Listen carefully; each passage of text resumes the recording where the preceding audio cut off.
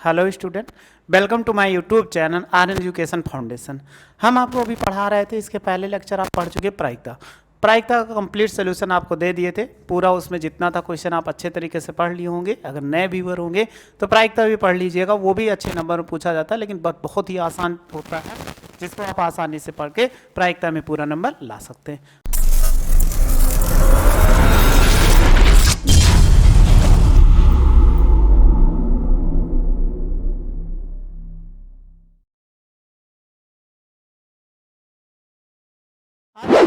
एक जो हमारा चैप्टर आपके सामने लिखा हुआ है पृष्ठीय क्षेत्रफल और आयतन, ये चैप्टर जो होता है वो टफेस्ट चैप्टर, यानी मतलब इसको कठिन चैप्टर माना जाता है, लेकिन आप कठिन चैप्टर नहीं होता, बहुत ज़्यादा कठिन नहीं होता जरूर है। कब कठिन लगेगा? जब आपको बेसिक जानकारियाँ नहीं होगी। इसलिए बेसिक जानकारियाँ आपको क्लास 9th में बताया गया होगा, क्योंकि यहाँ पर हम ठोसों को जरूर पढ़ रहे हैं उसका क्षेत्रफल, लेकिन आधी जानकारी हम क्लास 9th में ही पढ़ के चले आए हैं। उसको अगर आप नहीं पढ़े होंगे तो थोड़ी सी प्रॉब्लम हो सकती, लेकिन मेरे साथ जुड़े रहे होंगे तो कोई भी प्रॉब्लम आपको नहीं होने वाली है कि आपको कोई प्रॉब्लम होगी, क्योंकि आपको हम क्लास 9th का भी रिकॉल करवा देंगे। उसको जो फार्मूला आप पढ़े थे वो फार्मूला आप इस क्लास में भी पढ़ लोगे, बस आपको आसानी से समझ में आ जाएगा। अब कैसे किस आकृतियों को इसमें ज्ञात किया जाता है, 3 ही 4 आकृतियां हैं जिनके लिए हम पढ़ते हैं, ठीक है। जैसे इसमें दिया गया, कुछ आकृतियां आपके सामने दी गई हैं, इसी आकृतियों को पहले हम देख लेते हैं, फिर इसके बाद आगे कुछ करते हैं। इसमें आकृति दी गई है, वो कैसी आकृति है? देखो, एक आकृति दिया गया, इसको क्या बोलते हैं? घनाभ। घनाभ का मतलब हो गया, जैसे आप कोई बुक ले लीजिए, तो बुक में आप देखो, अगर हमने सपोज करो ये बुक ले लिया, इस बुक में क्या है? इधर लंबाई है और इस तरफ क्या है? चौड़ाई है, और बीच की क्या है? ऊंचाई है। तो जिसमें लंबाई, चौड़ाई और ऊंचाई तीनों हो तो उसे हम क्या बोलते हैं? घनाभ बोलते हैं। जैसे आप किसी कमरे से अगर पढ़ रहे होंगे बैठ के, तो उसमें क्या होगा? लंबाई होगी, चौड़ाई होगी, और इसके बाद कमरे की क्या होगी? ऊंचाई होगी, तो उसमें क्या होता है? घनाभ होता है। तो ये कौन सी आकृति? घनाभ है। आप जानते होंगे इसको हम घनाभ बोलते हैं।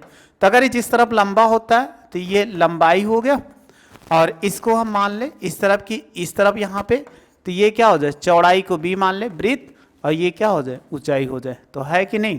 तो इसमें तीनों होगा। तो इनके घनाभ के बारे में पढ़ना है, जो क्लास 9th में आपको बताया गया फार्मूला। फिर ये क्या है? टोपी, मदारी वाली टोपी या जोकर वाली टोपी आप देखे होंगे, या तो आप सबसे ज़्यादा जोकर इस टाइम को हैप्पी बर्थडे में बनते हैं, उसमें देखे होंगे टोपी कैसे नहीं ऊपर की ओर निकली होती है, सेम वही टोपी है, बस इसमें क्या करते हैं? थोड़ा सा फूल पत्ती से इसी को ऐसे सजा दीजिए, तो ये क्या होगा? टोपी हो गई। तो इसको किस नाम से जानते हैं? शंकु के नाम से जानते हैं।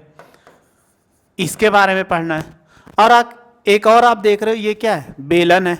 अब बेलन, अब ये मत कहना रोटी बेलने वाला बेलन, ठीक है, वो बेलन होता है जिससे आप कभी गलती कर दो तो आप मार भी खाए होंगे, लेकिन अगर गलती नहीं की होंगे तो कभी आपकी मम्मी नहीं मारती होगी।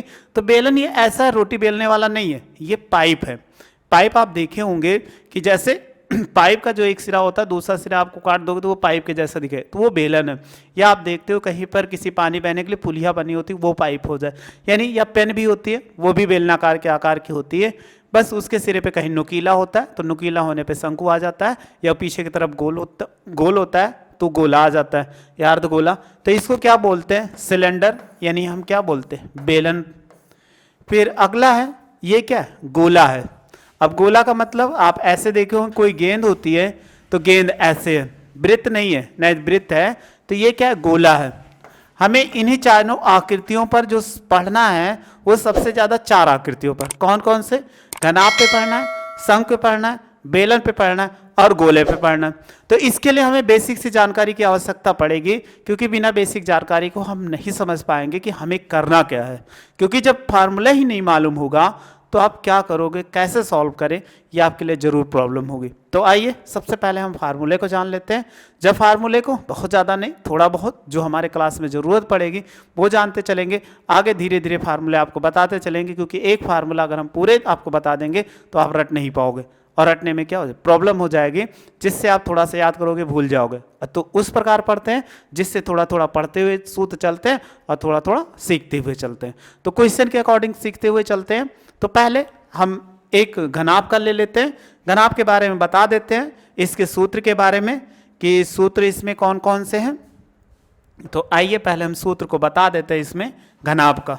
तो घनाभ का सबसे पहले ले लेते घनाभ के बारे में। तो घनाभ अगर ये होता है, इसको क्यूबाइड बोलते हैं, तो इनका सूत्र क्या होगा? सबसे पहले घनाभ को देखो, घनाभ को कैसे बनाया जाता है। ये ऐसे आपको घनाभ बनाना सीखना पड़ेगा। जब तक आप घनाभ बनाना नहीं सीखेंगे तब तक आपको प्रॉब्लम होती रहेगी। तो हमने घनाभ ऐसे बना दिया। देखो इस भुजा को जितना गिराओ उतने को इस भुजा को गिरा दो, ये गिर गया, ये इस तरह हमने क्या बना दिया, ये घनाभ बना दिया। तो इसमें क्या है, देखो तीन ही फलक एक साथ दिखाया जाता है। तो ये लंबाई हो जाए और इसको हम क्या मान लें, इस तरफ की यहाँ पर इसको चौड़ाई मान लें और ये क्या हो जाए, ऊंचाई हो जाए। तो ये तीनों चीज़ चला है ना। अब इसमें क्या क्या होता है, सबसे पहले हम इनको निकालते हैं घनाभ का आयतन। तो घनाभ का आयतन निकालो तो कितना होगा, घनाभ का आयतन। आयतन कितना होता है, अगर घनाभ की बात करें तो घनाभ का आयतन कितना होता है, लंबाई गुणे चौड़ाई गुणे कितना, ऊंचाई। यानी लंबाई को L का मतलब क्या होगा, लंबाई हो जाए, और B का मतलब चौड़ाई हो जाए, और H का मतलब क्या होगा, ऊंचाई हो जाए। ये चीज़ तीनों चीज़ को रिप्रेजेंट कर रहा है। तो लंबाई चौड़ाई ऊंचाई। अब घन का वक्रपृष्ठ निकाला जाए तो घन का वक्रपृष्ठ कितना होगा, या पृष्ठीय क्षेत्रफल आपसे कह दिया जाए घन का पृष्ठीय क्षेत्रफल कितना होगा, तो उसको पूछा जाए तो आप क्या लिखोगे। अगर लिखा जाए घन का, घनाभ का है, घन नहीं है, घनाभ का पृष्ठीय क्षेत्रफल, पृष्ठीय क्षेत्रफल। अगर हम क्षेत्रफल निकालें तो पृष्ठीय क्षेत्रफल कितना होता है, देखो यहाँ पर 2 रहेगा। अब 2 क्या होता है, क्योंकि आगे भी होगा पीछे भी होगा, ये तो कहोगे इस साइड भी होगा और इस साइड होगा, ऊपर नीचे होगा, इसलिए 2 लग जाएगा। तो इसको L गुणे B और प्लस B गुणे H हो जाएगा, और H गुणे क्या होता है, L होता है। ऐसे इसमें लिखा जाता है, यानी HL लिख सकते हो, HL, यहाँ HL लिख देते हैं। तो लंबाई गुणे चौड़ाई यानी LB गुणे BH और गुणे कितना L, ये HL। ऐसे हम किसी को निकालना होगा, चाहे जैसा ले। जैसे अगर आप निकालो तो इसका कितना होगा, सामने का देखो हम दिखा रहे हैं आपको, अगर सामने का भाग ले ले तो ये क्या होगा, L गुणे H होगा, सही है। इस तरफ का ले लोगे, यहाँ पर B है तो B गुणे कितना H होगा, ठीक। और इसके बाद ऊपर का अगर ले लोगे तो ऊपर कौन सी वैल्यू आएगी, एक L आएगा, यानी ये L होगा, और ये कितना होगा, ये B हो जाएगा। तो क्या लिख सकते हैं, L गुणे B। तो अभी हमने कहा अगर ये वस्तु आगे का है तो पीछे का भी तो होगा। जैसे ना समझ में आया हो तो देखो इस बुक को, इस बुक को देखोगे तो इधर भी है उतना ही चौड़ा, क्या है, इधर भी है, हो गया। तो ये 2 बार आया कि नहीं। अगर LB ले लें तो LB इधर भी होगा और इधर भी होगा, ठीक। फिर अगर इसमें ले लोगे, इधर भी है और इस साइड भी है, 2 बार हुआ कि नहीं। और एक ये ले लिया गया और इस साइड ले लिया, तो 2-2 बार। इसीलिए आप देखो कि हर आकृतियाँ कितनी बार है, 2-2 बार आ रही हैं। जब 2-2 बार आ रही तो हमने लिखा LB, ये लिख दिया और 2 आगे लगाया, और BH ये हो गया, और HL या LH ये 2 बार हो जाएगा। तो ये क्या होता है, वक्रपृष्ठ होता है। आपको पूछा जाए कि घनाभ का वक्रपृष्ठ क्या होगा तो आप इसको लिख सकते हो। फिर आगे देखो इनका वक्रपृष्ठ। अब हम घन के बारे में पढ़ते हैं। बस यही 2 फार्मूला आपको पढ़ना था, बहुत ज़्यादा इसमें नहीं पढ़ना था कि आप बहुत ज़्यादा पढ़ना था, बस आपको इतना ही पढ़ना था। इससे आप बहुत आसानी से समझ सकते हैं। और भी घनाभ में ज़्यादा फार्मूले नहीं पढ़ना, जितना पढ़ोगे आप अच्छे से नंबर पा सको। तो बहुत आसान सा फार्मूला, ऊंचाई अगर निकालना हो आयतन तो N गुणे B गुणे H हो जाए, ठीक। अब हम किसके बारे में पढ़ते हैं बताइए, दूसरा है, कुछ और पढ़ लेते हैं। किसके बारे में, जैसे देखो घनाभ के बारे में पढ़ लेते हैं, घन के बारे में। घन, घन क्या होता है, सबसे पहले घन, तो घन वही चीज होता है जैसे ये है। तो घन कैसा होता है, एक ऐसी आकृति जिसमें क्या हो, लंबाई चौड़ाई और ऊंचाई क्या हो, बराबर हो। जैसे हम एक बना दे रहे हैं छोटी सी आकृति, छोटा थोड़ा सा हो जाए तो उसको आप परेशान मत होइएगा।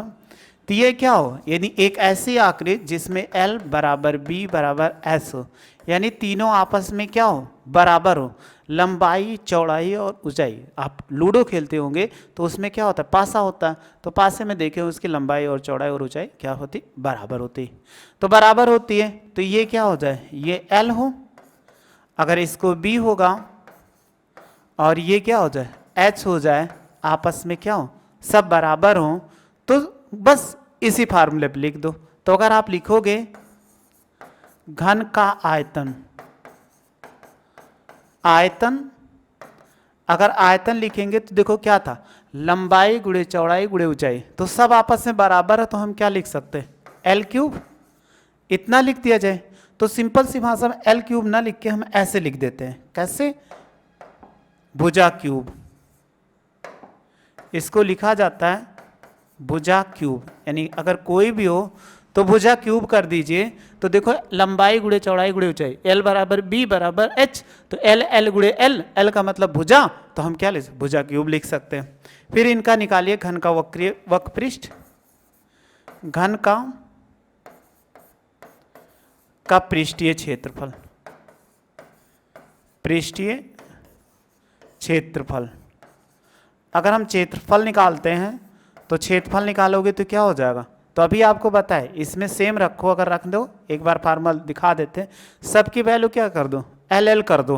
तो देखो एल गुणे एल, क्यों, क्योंकि एल बराबर बी बराबर एच, तो सबको एल के फॉर्म में, तो एल गुणे एल हो जाएगा और प्लस एल गुणे एल हो जाएगा। तो आप देखो कितना निकला है, 2 जोड़ेंगे तो एल स्क्वायर और प्लस कितना एल स्क्वायर और प्लस कितना एल स्क्वायर आ गया।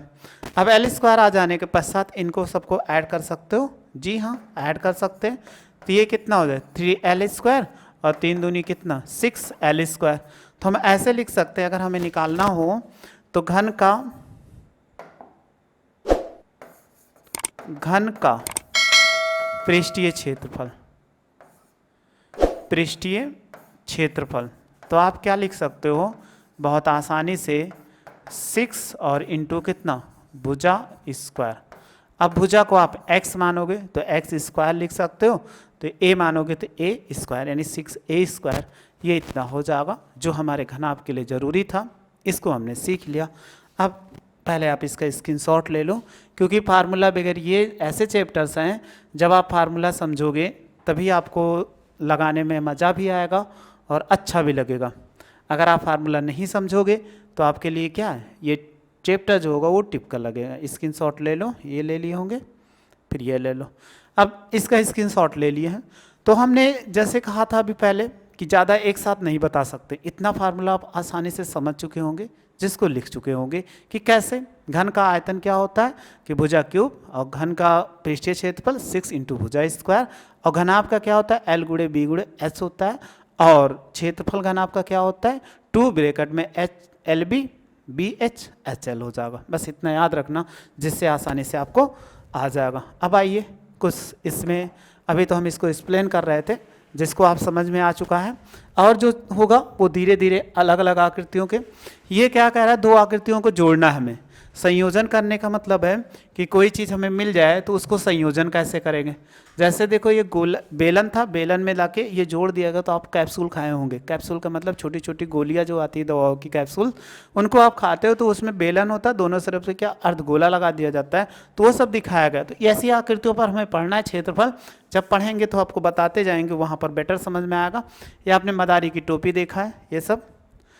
और आइए क्वेश्चन पे हम आते हैं कि ताकि क्वेश्चन आपको बेटर लगे और क्वेश्चन को अच्छा लगेगा। ठोसों का संयोजन। अब ठोसों का संयोजन करने का मतलब हम कई प्रकार से कर सकते हैं। अब ठोसों का संयोजन, जैसे आपको कहे बेलन और शंकु को जोड़ना कह दिया जाए।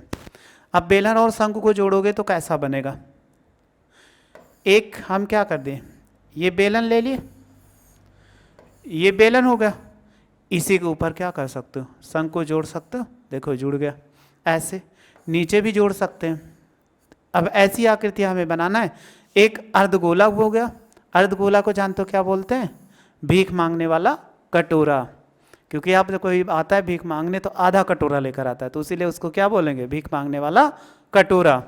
तो भीख मांगने वाला कटोरा तो है, लेकिन उसको हमने बना दिया तो एक टॉय बन गया। तो देखो क्या होगा, एक शंकु बना इसके आधार पे। तो ऐसे बहुत से आकृतियों को हम क्या करें, जोड़ना सीखेंगे। अगर कोई घनाभ मिलता है तो घनाभ में आपने देखा होगा, ये घनाभ है,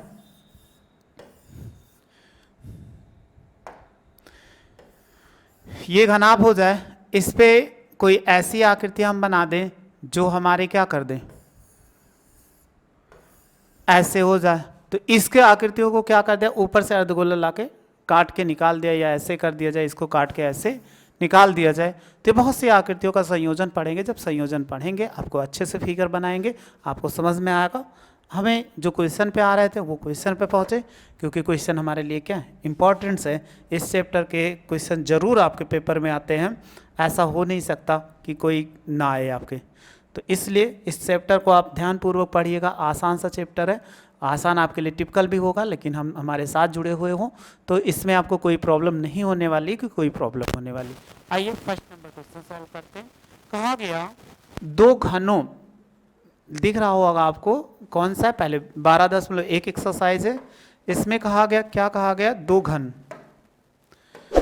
घन ले लिया जाए। कैसे कहा गया कि दो घन, पहले ये था, एक जूम कम कर लें, पाई का मान कितना का रखना है, 22/7, यानी याद रखना पाई का मान 22/7 रखना है, क्योंकि इन्होंने कहा है जब तक अन्यथा ना कहा जाए तब तक आप 22/7 रखो। यानी आपको कहेगा कि अभी कभी पाई का मान और न दियो, कभी कभी कहेगा 3.14, तो आपको पाई का मान 3.14 होता है। तो ये कहेगा, अगर नहीं कहता है तो हमेशा कंडीशन यही है कि कह रहा है जब तक अन्यथा ना कहा जाए तब तक आप पाई का मान 22/7 ही रखिएगा, ना कि 3.14 रखिएगा। ठीक, इतना समझ में आ गया। अब आगे पढ़ते हैं। कह रहा है दो घन, अभी हमने सूत्र बताया, इसीलिए बताया क्योंकि घन को आप पढ़ते जाएंगे। दो घन जिनमें से प्रत्येक का आयतन 64 सेमी क्यूब है। कह रहा है कि संलग्न फलकों द्वारा मिलाकर एक ठोस बनाया गया, इससे प्राप्त घनाभ का पृष्ठीय क्षेत्रफल ज्ञात करो। तो हमें क्या कहा गया, एक हम अलग पेपर ले लेते हैं। इसमें क्या कहा गया कि आपके लिए एक शब्द कहा गया कि कोई भी हो उसके घनों का ठोस, क्या लिया गया, दो ले लिया गया घन, दो घन है। दो घन में कह रहा दो घनों के प्रत्येक का क्षेत्रफल कितना है, देखो क्षेत्रफल कितना दिया गया है, कह रहा है 64 सेमी क्यूब दिया गया। ये दिया गया, यही तो आपने पढ़ा अभी कि दिया गया है 64, दो प्रत्येक का आयतन है, तो आयतन कितना 64 सेमी क्यूब है। तो इनको मिलाकर एक बड़ा घन बनाया जाता है। तो यहाँ पर क्या है, आयतन है, ये क्षेत्रफल ले लिया हमने, आयतन है, तो ये कितना हो जाएगा, आयतन है। तो आयतन होने का मतलब दो घन ले लिया गया, मतलब दो घन लेने का हो गया। तो हम दो घन बना लें, एक छोटी सी आकृति का दो घन बना लेते हैं, जिससे आपको दिखेगा एक घन ये बन गया। तभी तो घन बना नहीं है, क्योंकि घन में लंबाई चौड़ाई और ऊंचाई होती है। तो देखो अब बना कि नहीं, एक घन ये बन गया, इसको आप नंबर 1 कह दो। फिर आप देखो दूसरा घन बनाओ, ये दूसरा घन हो गया,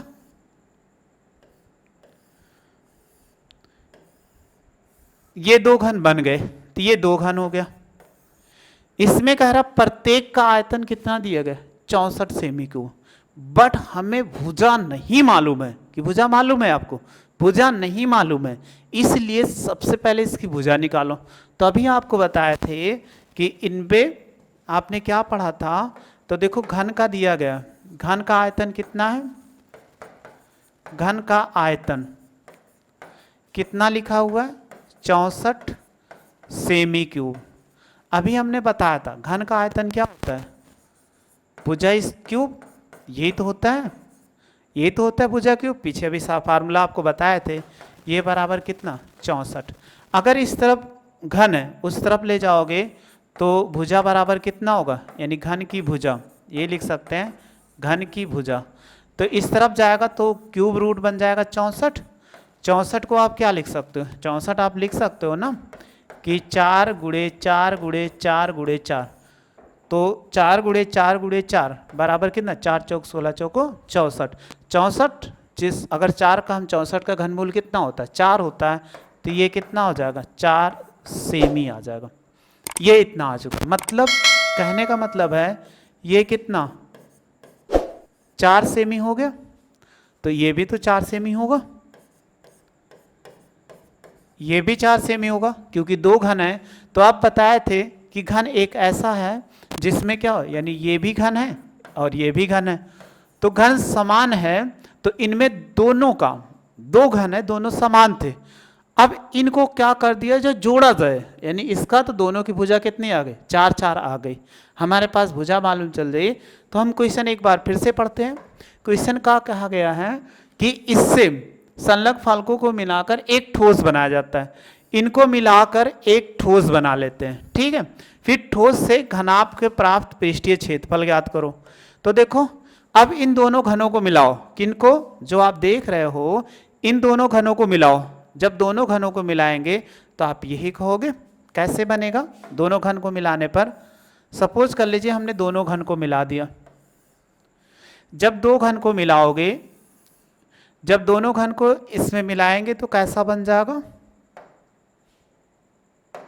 थोड़ा सा आखिर सही नहीं बनी, फिर से बना देते हैं।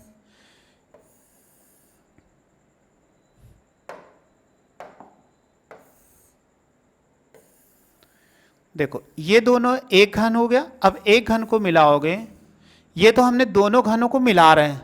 जब दोनों घनों को मिला रहे हैं तो जब इनको मिला तो ये घन ऐसे,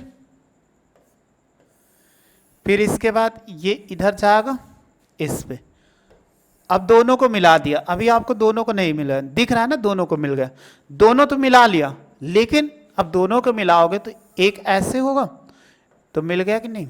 आप यही देखो कि दोनों घनों को हमने मिला दिया, इस घन को इस फलक से ऐसे लाके जोड़ दिया, यानी एक और दो को, ये फर्स्ट था ये सेकंड था, जैसे का तैसे जोड़ दिया।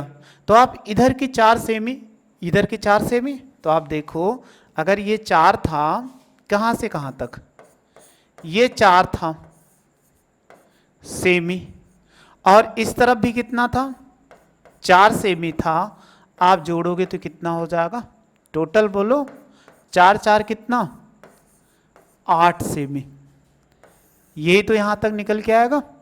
तो अगर L की बात करें, अब देखो इनकी ऊंचाई की बात किया जाए, तो ऊंचाई का घन था तो घन ही को जोड़ा गया, तो इनकी ऊंचाई कितनी होगी, 4 ही सेमी तो रहेगा, ये हो गया, तो लंबाई तो ये हो गई। फिर चौड़ाई की बात करें, जब ऐसे लाके जोड़ दिया तो देख लो अगर ध्यान से, केवल ये फलक इससे आके ऐसे दोनों जुड़ गए, तो यही तो जुड़ रहे हैं, तो अगर ये भी 4 सेमी होगा, क्योंकि ये 4 सेमी था, तो इधर भी तो ये 4 सेमी होगा। जब ये 4 सेमी होगा, आप इन दोनों को जोड़ोगे तो क्या देखो आपके पास जोड़ने पर बढ़ेगा, कहोगे नहीं, क्यों नहीं बढ़ेगा, क्योंकि हमने इन्हीं को जोड़ा फलकों से, तो ये भी ऊंचाई थी और चौड़ाई भी कितना हो जाएगा, 4 सेमी हो जाएगा। अब आपको समझ में आ चुका है। अब देखो L की वैल्यू कितना, L है तो L की वैल्यू कितना, 8 सेमी। अगर हम B की वैल्यू की बात करें तो B की वैल्यू कितना, 4 सेमी, और H की वैल्यू की बात करें तो कितना हो जाएगा, 4 सेमी। सब पता चल चुका कि नहीं। तो हमें क्या पूछ रहा है, देखो क्वेश्चन में ये कह रहा था कि पृष्ठीय क्षेत्रफल की गणना कीजिए, यानी पृष्ठीय क्षेत्रफल की गणना करना था, तो आप निकाल लो पृष्ठीय क्षेत्रफल कितना हो जाएगा। जब इसका निकालेंगे, देखो हमने लंबाई चौड़ाई और ऊंचाई तीनों ज्ञात किया, हमें निकालना है घनाभ का पृष्ठीय क्षेत्रफल। तो निकालते हैं घनाभ का पृष्ठीय क्षेत्रफल। पृष्ठीय क्षेत्रफल फार्मूला क्या होता है, बराबर, अभी आपको पीछे फार्मूला हमने बता दिया था, वो अच्छे से आप याद भी कर चुके होंगे, उसमें हमें नहीं लगता कि कोई प्रॉब्लम। 2 था LB और प्लस कितना BH और प्लस कितना HL होता है। सारी वैल्यू आपके सामने लिखी हुई, वैल्यू रख के पुट कर दीजिए, आंसर आ जाएगा। तो वैल्यू 2 था, L की वैल्यू कितना 8 और इसकी वैल्यू कितना, B की वैल्यू 4। फिर प्लस बी की वैल्यू 4 और एच की वैल्यू 4 है, फिर प्लस एच की वैल्यू 4 और गुणे कितना 8 है एल की वैल्यू। अब गुणा कराइए 2 हो जाएगा, 8 चौक 32, 4 चौक 16, 8 चौक 32 हो जाएगा। अब इसमें निकल आया, सबको ऐड कर दो। जब सबको ऐड करेंगे तो कितना होगा 2, जोड़ो इसको, देखो 2 6 2 8 2 10 के 0, 3 1 4 3 7 1 8, 80 हो जाएगा। 8 दूनी कितना, गुणा कराएंगे 16, 160 क्या होगा मात्रक सेमी स्क्वायर। क्यों? क्योंकि पृष्ठीय क्षेत्रफल है।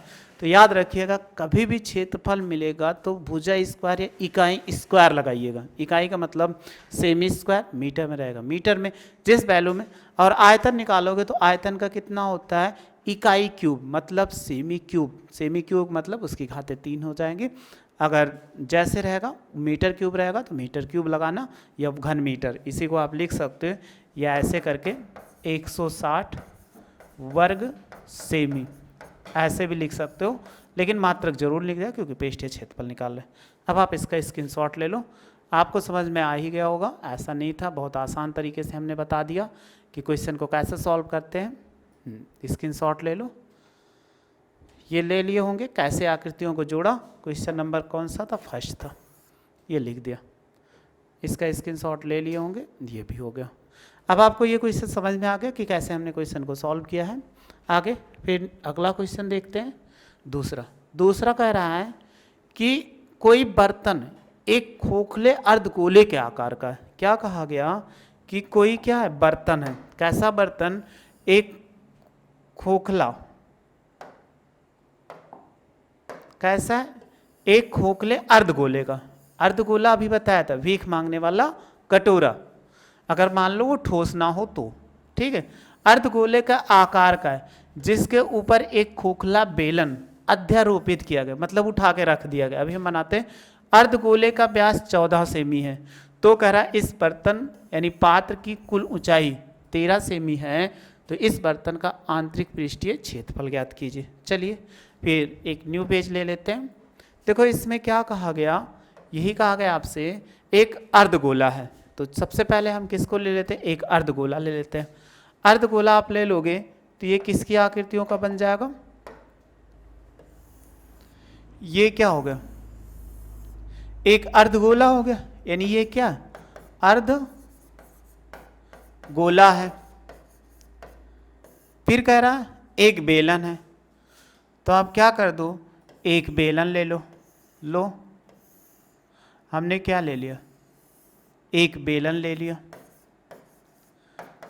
ये चीज कहा एक बेलन और एक अर्धगोला ले लो। फिर आगे पढ़ो क्वेश्चन, क्या कहा गया कि एक खोखला अर्धगोला, खोखला अर्धगोला को मतलब आप समझ गए होंगे, भीख मांगने वाला कटोरा, यानी भीख मांगने वाले कटोरी की बात करें तो व्यक्ति क्या करता है, कोई घर पे आपके मांगने आता है तो ऐसे तो लेकर आता है कटोरा, तो कटोरा जब लेकर आता है तो वो खाली होता है। अगर पूरा ठोस होगा तो क्या उसमें आपको कोई सामान दे सकते हो, नहीं दे सकते हो। तो वही आपके यहाँ पे आता है भिक्षुक, तो भिक्षुक मांगने आता है तो कटोरा कैसा होता है, ऐसे ही तो होता है जिसका बीच का स्थान गोल रहता हो और खाली, तो भीख मांगने वाला कटोरा। अर्धगोले की बात कभी बोलेंगे तो याद रखना भीख मांगने वाला कटोरा।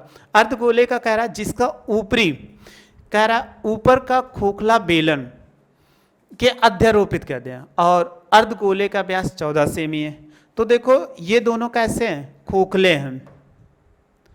इस पे कहा गया कि ये कैसा है, खोखला है, यानी ये खोखला था तो खोखला ये भी है और इसके ऊपर, अब इसी के ऊपर एक बेलन अध्यारोपित कर दिया गया। अब अध्यारोपित करो, 2 नंबर क्वेश्चन था, 2 नंबर क्वेश्चन पे हम पढ़ रहे हैं। इस पे इसके ऊपर क्या कर दिया गया, एक बेलन को अध्यारोपित, बेलन को, तो फिर से एक नई आकृति जो हमें कह रहा है क्वेश्चन का उसको बनाते हैं। कह रहा है एक गोला है, तो अगर ऐसे हम चलो एक पहले बेलन बना लेते हैं, ये एक बेलन बन गया,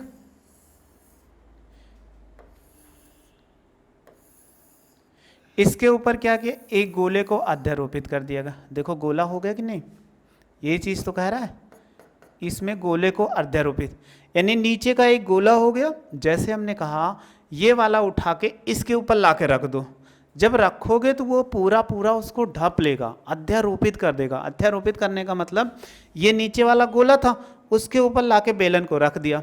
अब और क्या दिया गया था, कह रहा था कि बेलन का व्यास 14 सेमी है और कुल ऊंचाई 13 सेमी है। क्या कह रहा है कि बेलन का व्यास, जो लिखा है उसको लिख लो, बेलन का वो गोले का व्यास है, अर्ध गोले का व्यास, व्यास बराबर कितना 14 सेमी, और पूरे ठोस की ऊंचाई कितना है, पूरे पात्र की ऊंचाई कितना है 13 सेमी है। ठीक, ये इतना हो गया।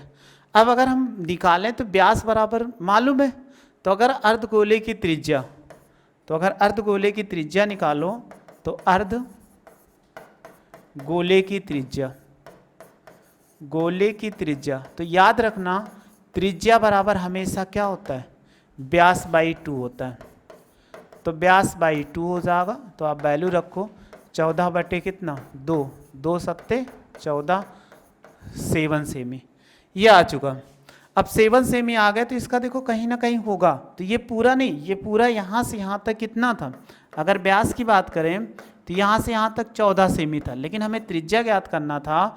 जब त्रिज्या ज्ञात कर रहे हैं तो ये कितना हो जाएगा, यहाँ से यहाँ तक 7 सेमी, ये यहाँ से यहाँ तक ये 7 सेमी हो गया। अब हमें 7 सेमी त्रिज्या मालूम हो गया, तो त्रिज्या मालूम हो जाने पर अगर आप सीधा सोचो ऐसे मिला दो तो ये भी तो गोले की त्रिज्या होगी।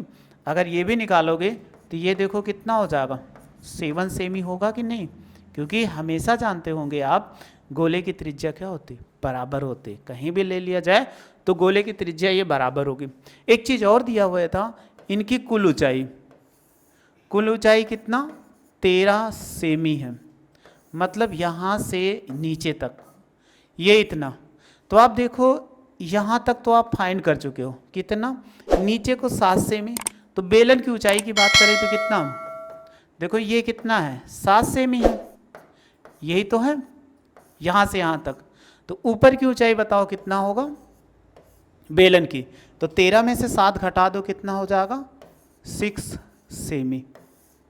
समझ में, अब आपको समझ में आ चुका होगा, क्योंकि बिना सारी वैल्यू को निकाले हम आंसर कभी भी नहीं ज्ञात कर सकते कि ज्ञात कर सकते हैं। अब हमारे लिए एक समस्या और आ जाती है, इसमें क्षेत्रफल, तो गोले का क्षेत्रफल और बेलन का क्षेत्रफल नहीं पढ़े, तो पहले हम क्षेत्रफल का सूत्र देख लेते हैं फिर आगे सॉल्व करते हैं। तो सबसे पहले देखो ये लिखा हुआ है अर्धगोला, तो अर्धगोले का हम निकालते हैं सूत्र क्या होगा मेरे लिए, अगर अर्धगोले का निकालते हैं सूत्र, इसका अर्धगोले का निकालो, तो अगर अर्धगोले का निकाला जाए, अर्धगोले का क्षेत्रफल या वक्रपृष्ठीय, तो यह होता है 2 पाई r स्क्वायर, r का मतलब क्या होगा त्रिज्या होगा। और अर्धगोले का आयतन निकालते हैं, अर्धगोले का आयतन, अगर आयतन की बात किया जाए तो ये कितना होगा 2/3 पाई r क्यूब हो जाएगा, यानी इतना होता है। अगर अर्धगोला यानी भीख मांगने कटोरे की बात किया जाए तो इसका आयतन कितना होगा 2/3 पाई r क्यूब हो जाएगा। इसका क्षेत्रफल की बात करेंगे 2 पाई r स्क्वायर, ये इतना हो जाएगा। तो कम ही सूत्र प्रयोग करने के पूछता है तो आप ऐसे निकाल लेना। एक अगर ले लिया जाए आधार का क्षेत्रफल, अगर ऐसे ले लिया जाए अर्धगोले के आधार का क्षेत्रफल, आधार का क्षेत्रफल, अगर आधार का क्षेत्रफल निकालते हैं तो देखो एक चीज आप ध्यान देना, आधार का क्षेत्रफल, आधार कैसा होता है वृत्ताकार, तो वृत्ताकार क्षेत्रफल कैसे लिया जाता है हमेशा पाई r स्क्वायर, ये आप इतना याद रखना। फिर आते हैं बेलन पे, जब बेलन पे आते हैं तो इनके लिए क्या क्या सूत्र हो सकता है, इसके लिए सूत्र निकालिए। जब इसके लिए सूत्र निकालेंगे तो कौन कौन से सूत्र आएंगे, तो देखो सूत्र निकालते हैं। सबसे पहला वक्रपृष्ठ, अगर हम बेलन का वक्रपृष्ठ निकालते हैं तो देखो वक्रपृष्ठ क्या होगा, यानी बेलन का लिख दे रहे हैं, बेलन का वक्रपृष्ठ वक्र पृष्ठ क्या होता है, 2 पाई आर एच हो जाएगा। एच का मतलब बेलन की ऊंचाई, जैसे त्रिज्या यहाँ से यहाँ तक क्या हो, आर हो, और ऊंचाई कितना हो जाए, एच हो जाए। केवल बेलन में दो चीज़ मालूम हो, आपको एच मालूम हो और आर मालूम हो, और इनकी त्रिज्या की बात कर लो तो त्रिज्या चाहे इस तरफ ले लो चाहे इस तरफ ले लो, ये आर भी होगा ये भी आर होगा। तो केवल त्रिज्या मालूम हो तो हम गोले का कुछ भी का खजा निकाल सकते हैं, लेकिन अगर हमें बेलन का वक्रपृष्ठ ज्ञात करना तो ऊंचाई और त्रिज्या मालूम होना चाहिए। दूसरा निकालो, बेलन का आयतन। अगर बेलन का आयतन निकालते हैं तो देखो कितना हो जाएगा, पाई आर स्क्वायर एच। ये आप क्लास 9th में पढ़ चुके होंगे, बट हमें फार्मूले की आवश्यकता पड़ती है इसलिए आपको पूरा बताते।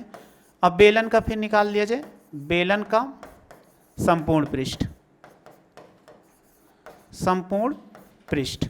या संपूर्ण पृष्ठीय क्षेत्रफल कहा जाए तो ये कितना होता है, 2 पाई आर और ब्रैकेट में h प्लस आर, ये इतना हो जाएगा। जो आपके लिए ज़रूरी पड़ेगा दोनों के लिए निकालना, तो आपको फार्मूला लिख लीजिएगा, इसको याद कर लीजिए। तो हमने बताया था एक एक क्वेश्चन पढ़ते जाते हैं, एक एक फार्मूले को सीखते हुए जाते हैं ताकि आपको आसानी से समझ में आ जाए। तो ये बेलन का हो गया, यानी ये किसका, बेलन का हो गया, और इधर का ये गोले का हो गया। अब हमें देखो क्या कह रहा है, इसी का क्षेत्रफल निकालो। तो इसका जब हमें निकालना है कि आंतरिक पृष्ठीय क्षेत्रफल, तो निकालने के लिए सारी वैल्यू हमें मालूम होनी चाहिए।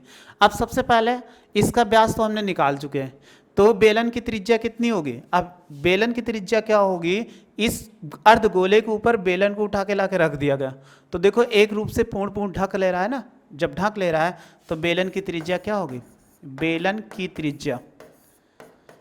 त्रिज्या इसको आर से लिखते हैं, ये आर होगा बराबर अर्धगोले की त्रिज्या, अर्धगोले की त्रिज्या,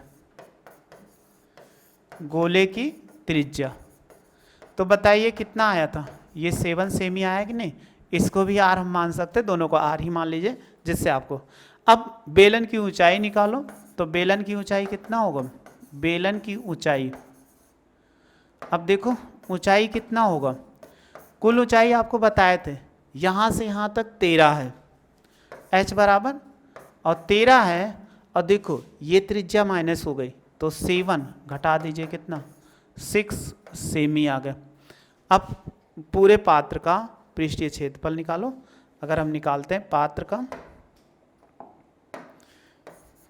का या निर्मित लिख दो, निर्मित का मतलब बने, पात्र का पृष्ठीय क्षेत्रफल, तो आपको दो चीज़ दिख रहा है कि एक चीज़ दिख रहा है, दो दिख रहा है। आप ध्यान से देखो, एक अर्धगोला दिख रहा है, ऊपर क्या दिख रहा है, बेलन दिख रहा है। तो दोनों को आपको निकालना पड़ेगा, ना कि सोचो कि हम गोले का निकाल दें, यानी अर्धगोले का और बेलन का निकाल दें अलग अलग, तो वो गलत हो जाएगा। अलग अलग निकाल के रख सकते हो, लेकिन आपको जब जोड़ के बना दिया यानी संयोजित करके, तो ये संयोजन किया गया ना, अर्धगोले को बेलन के ऊपर ला के बेलन इसके ऊपर रख दिया गया, तो दो का संयोजन हो गया। तो दो का संयोजन हो गया तो दोनों को आंतरिक पृष्ठीय क्षेत्रफल ज्ञात करना है, तो दोनों का वक्रपृष्ठ का फार्मूला ले लीजिए और तुरंत आंसर आ जाएगा। तो इसका हम लेंगे तो ये क्या हो जाएगा, देखो बेलन का वक्रपृष्ठ और प्लस क्या होगा, अर्धगोले का पृष्ठीय क्षेत्रफल या क्षेत्रफल। चलिए अभी आपको बताए थे वक्रपृष्ठ का क्षेत्रफल, देखो यहीं पे लिख दिया है। कहाँ पे लिखे हैं, ऊपर लिखा है कितना, 2 पाई आर एच लिखा हुआ है, और अर्धगोले का कितना लिखा, 2 पाई आर स्क्वायर। ये वैल्यू यहाँ पर पुट कर दो। जब आप वैल्यू पुट कर देंगे 2 पाई आर एच हो जाएगा, और प्लस कितना, 2 पाई आर स्क्वायर। देखो यहाँ से 2 पाई कॉमन है, चाहे 2 पाई कॉमन ले लो या वैल्यू सारी पुट कर सकते हो। चलो 2 पाई कॉमन ले लेते हैं, तो ये कितना हो जाएगा, आर एच, या ऐसे ले लें 2 पाई आर कॉमन ले लो, 2 पाई आर कॉमन ले लेंगे तो h हो जाएगा, और यहाँ पर कितना हो जाएगा, r हो जाएगा। अब आप क्या करिए, इनको वैल्यू पुट करो, 2 गुणे, अगर हम वैल्यू पुट करेंगे 2 गुणे पाई का मान कितना, कोई कंडीशन नहीं दिया गया इसलिए 22/7, और r का मान कितना निकाले थे 7, और h का मान कितना है 6 और प्लस कितना 7। देखो सेव इस ये कट जाएगा तो 2 गुणे या 22 गुणे 2 7 6 कितना 13 हो जाएगा। 22 दूना पहाड़ा याद होगा आपको ना, तो 22 दूना 44 और गुणे कितना 13, गुणा कराइए। 13 को पहाड़ा 4 बार पढ़िए, 13 चौको 52 के 2 और 13 चौको 52, 52 में 4 जोड़ दो तो कितना हो जाएगा 52 4 56, और इसका मात्रक क्या होगा सेमी स्क्वायर, ये इसका क्या होगा आंसर हो जाएगा। तो ऐसे कोई भी आपको आकृतियाँ मिलती है तो उसको हम ज्ञात कर लेते हैं, जिससे आसानी से आपका आंसर आ जाएगा। अब आप इसका स्क्रीनशॉट ले लो, ये ऊपर का है। तो आप अगर पिछले क्लास से थोड़ा सा भूल गए होंगे तो उसको आपने क्या कर दिया रिकॉल कर दिया, जिससे आपको फार्मूला लिख लीजिएगा। जब आप फार्मूला लिख लेंगे तो आपको बहुत अच्छा लगेगा और अच्छे से समझ में आएगा। तो ये फार्मूला लिख लीजिएगा। इसके बाद स्क्रीनशॉट ले लिए होंगे आप, इसका भी स्क्रीनशॉट ले लो और इतने का भी। बस आपको समझ में आ चुका होगा कि क्वेश्चन को कैसे सॉल्व करते हैं। जो नहीं समझ में आएगा उसको आपको नेक्स्ट वीडियो में क्वेश्चन सॉल्व करने की कोशिश करिएगा। नहीं समझ में आएगा नेक्स्ट वीडियो में आपको तो लेकर आएंगे, लेकिन बट एक काम जरूर करिएगा, जितना फार्मूला बताएं उसको आप रट लीजिएगा। अगर फार्मूला याद रहेगा तभी क्वेश्चन समझ में आएगा, नहीं तो क्वेश्चन आपको थोड़ा सा जंप कर जाएगा, नहीं समझ में आएगा। और वीडियो अच्छी लगी हो तो लाइक शेयर सब्सक्राइब करना ना भूलें। वीडियो देखने के थैंक यू सो मच।